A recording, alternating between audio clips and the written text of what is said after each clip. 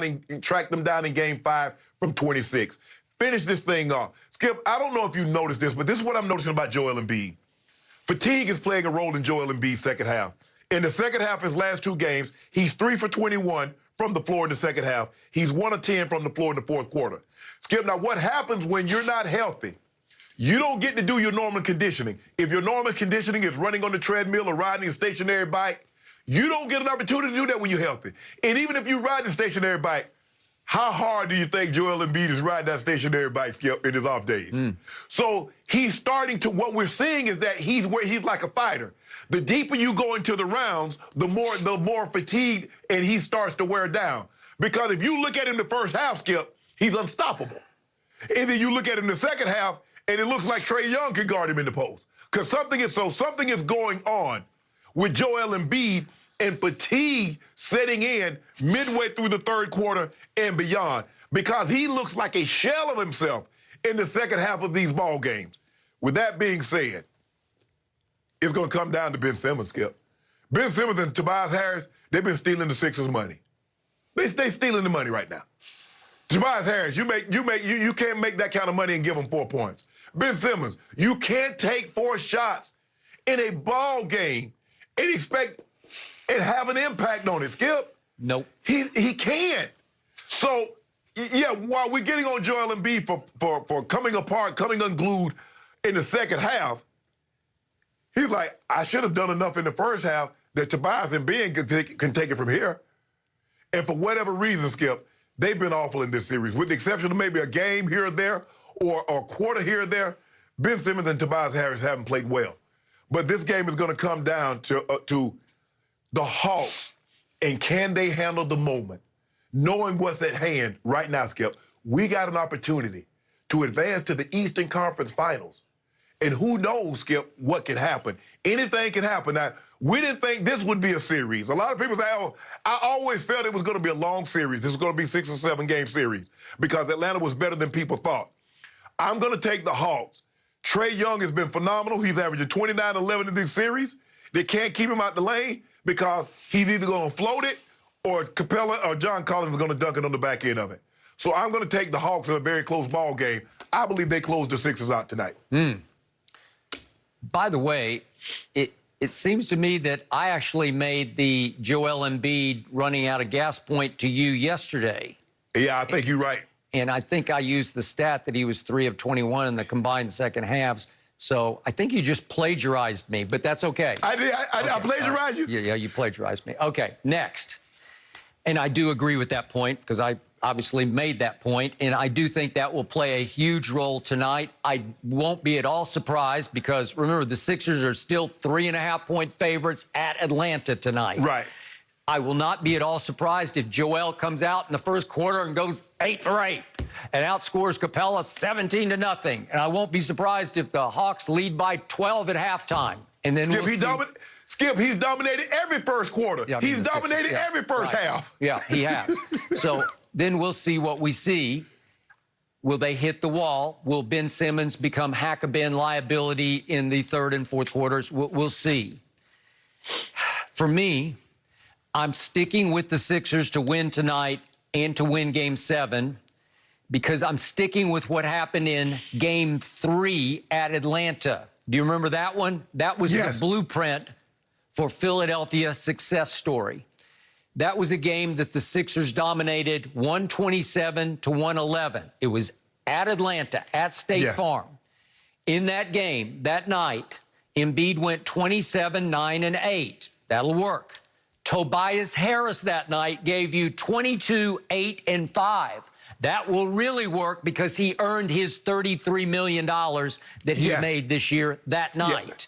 Ben gave you 18, 4 rebounds, and 7 assists, okay?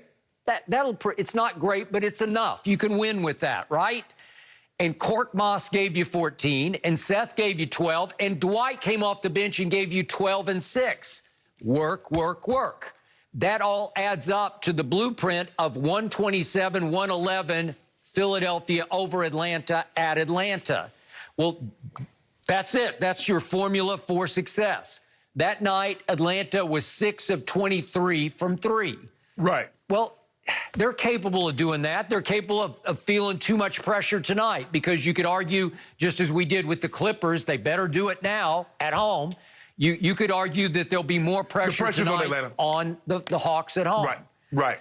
Okay, so that's what I think is going to happen, but Joel can't hit the second half wall. He's going to have to continue to dominate in the third quarter and especially the fourth, because I think it'll be a barn burner of a shootout.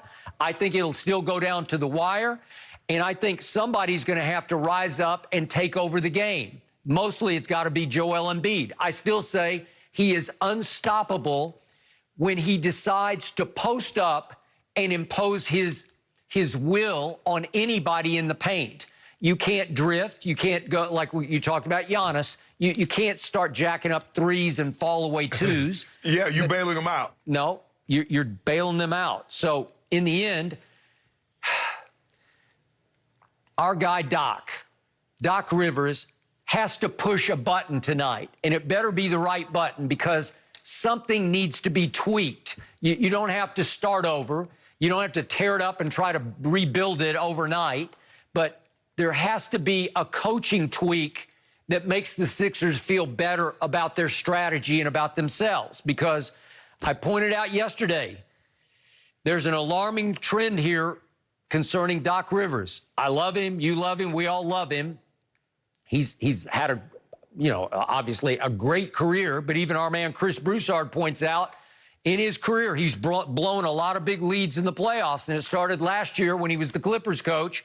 And in the 3 closeout games against Denver, they're up 3-1, and his team blew a 16-point lead, 19-point lead in Game 6, and a 12-point lead in Game 7. And then here we turn around and we get to Game 4 against the Hawks, and they blow an 18-point lead. And then the other night, impossibly, they blew a 26-point lead.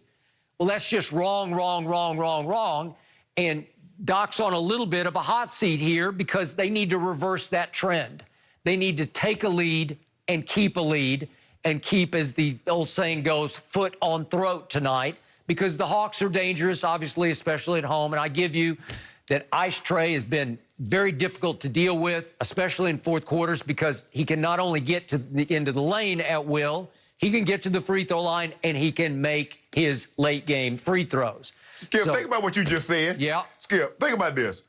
In the Doc Rivers' last 12 games he's coached, his team has blown lead of 12, 16, 19, 18, and 26.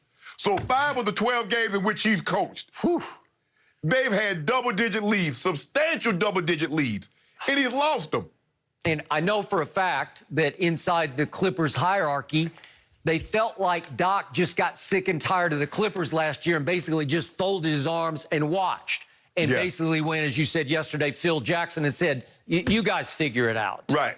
Well, they don't have Michael and Scotty. They don't have Shaq and Kobe. They had Kawhi and Paul George, and they couldn't figure it out. Right. So now they got Joel, who's hitting the physical wall in the second half just because he's not in that great a shape. So something has to change. How do you coach around Ben Simmons? Do you yank him? Do you go with Shake Milton? Yes. Do you just try to figure out how to maneuver around Ben Simmons? Maybe so. Maybe this is the night you do that. Skip, why would you not take him out if they foul him and then he misses the free throws? What good is he on you on the offensive end? You might as well not have him out there. It's not like he's contributing. No. You keep saying, well, he's doing a great job on Trae. Did they not see Trae get 39 and 7? Did they not see Trae get 25 and 18? So how much is he stopping Trae? Now, Skip, if you go back and look at it, Atlanta has only shot the 3-ball great in Game 1. They do to shoot the 3-ball good at some point in time. Yep. Now, they can't keep shooting 7 of 28 and 6 of 30. At some point in time, they're going to shoot the 3-ball like they shot it in Game 1. Yep. If they shoot the 3-ball like they shot the 3-ball in Game 1 and Game 6, the Sixers are going home tonight. Yeah, I will give you this.